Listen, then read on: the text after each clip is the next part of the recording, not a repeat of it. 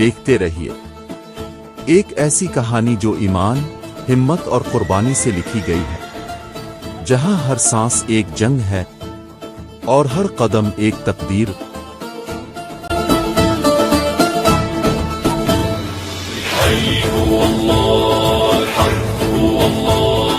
يا أمتنا شد الحيل ويلا نسرج ظهر الخيل وهي.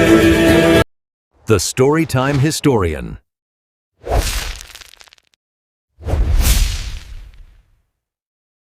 قبیلے پر رات کا سناٹا چھایا ہوا تھا، مگر ارطغرل کے خیمے میں چراغ جل رہا تھا۔ اس کے سامنے نقشے پھیلے ہوئے تھے، دریا کے پار صلیبیوں کی نقل و حرکت، قافلوں کے راستے اور نئی منڈیوں کے نشانات۔ اس کے قریب عثمان بیٹھا خاموشی سے اپنے باپ کو دیکھ رہا تھا۔ ارطغرل نے نظریں الفاٹے اور کہا، بیٹے وقت آ گیا ہے کہ تم پہلا قدم خود اٹھاؤ۔ اگر تم صرف میرے سائے میں رہو گے تو روشنی نہیں بن سکو گے۔ کل تم دوگان کے ساتھ دریا پار جاؤ گے، وہاں کے گاؤں والوں سے ملاقات کرو گے، دیکھو کہ دشمن ان پر کیا اثر ڈال رہا ہے۔ عثمان چونکا مگر چہرے پر عزم نمایاں تھا۔ میں تیار ہوں ابا۔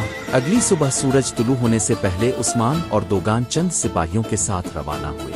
راستہ پرندوں کی آوازوں اور دریا کی ٹھنڈی ہوا سے بھرا ہوا تھا، مگر دوگان کی آنکھوں میں چوکسی تھی۔ عثمان، دشمن کبھی سوتا نہیں، تمہیں ہوشیار رہنا ہوگا۔ اگر تم نے ایک غلط قدم اٹھایا تو صرف اپنی جان نہیں، اپنے قبیلے کی عزت بھی خطرے میں ڈال دو گے۔ عثمان نے ہلکی مسکراہٹ کے ساتھ جواب دیا، میں ارطغرل کا بیٹا ہوں دوگان بھائی، میرے خون میں ایمان کی گرمی ہے۔ جب وہ گاؤں پہنچے تو مناظر چونکا دینے والے تھے۔ کچھ گھر جل چکے تھے، کھیت ویران تھے اور لوگوں کے چہروں پر خوف لکھا تھا۔ ایک بوڑھے نے عثمان کو دیکھ کر کہا، بیٹے وہ لوگ جو کل خیرات بانٹنے آئے تھے آج ہمارے مویشی لے گئے۔ انہوں نے وعدہ کیا تھا کہ ہمیں حفاظت دیں گے، مگر وہ لاٹرے نکلے۔ عثمان نے تلوار کی مٹھی مضبوطی سے تھامی، جنہوں نے معصوموں پر ہاتھ اٹھایا ان کے لیے زمین بھی تنگ کر دوں گا۔ شام تک عثمان نے چھان بین کی اور پتہ چلا کہ یہ حملے صلیبیوں کے نہیں بلکہ ان کے ساتھ ملے ہوئے چند لالچی تاجر کروا رہے تھے، وہی تاجر جنہیں قبیلے سے کبھی نکالا گیا تھا۔ دوگان نے کہا، یہ پہلا امتحان ہے عثمان، اگر تم نے جلد بازی کی تو دشمن تمہیں غصے میں پھنسا دے گا، اگر تم نے صبر کیا تو وہ خود بے نقاب ہوگا۔ عثمان نے فیصلہ کیا کہ وہ حملہ نہیں کرے گا بلکہ جال بچھائے گا۔ اس نے گاؤں والوں سے کہا کہ اگلے دن جب تاجر آئیں وہ انہیں خوش آمدید کہیں اور سامان لانے کا بہانہ کریں۔ اگلے دن جیسے ہی تاجر پہنچے، عثمان نے اپنے سپاہیوں کو اشارہ کیا۔ خیموں کے پیچھے چھپے جوان سامنے آئے اور لمحوں میں تاجر قابو میں آ گئے۔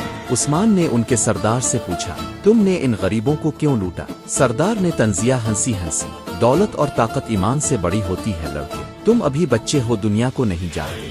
عثمان نے تلوار زمین میں گاڑ دی، چہرے پر سکون لیے کہا، طاقت اگر ظلم بن جائے تو وہ کمزوری ہے، اور ایمان اگر سچا ہو تو وہ دنیا بدل دیتا ہے۔ تاجر قید کر لیے گئے اور عثمان واپس قبیلے کی طرف روانہ ہوا۔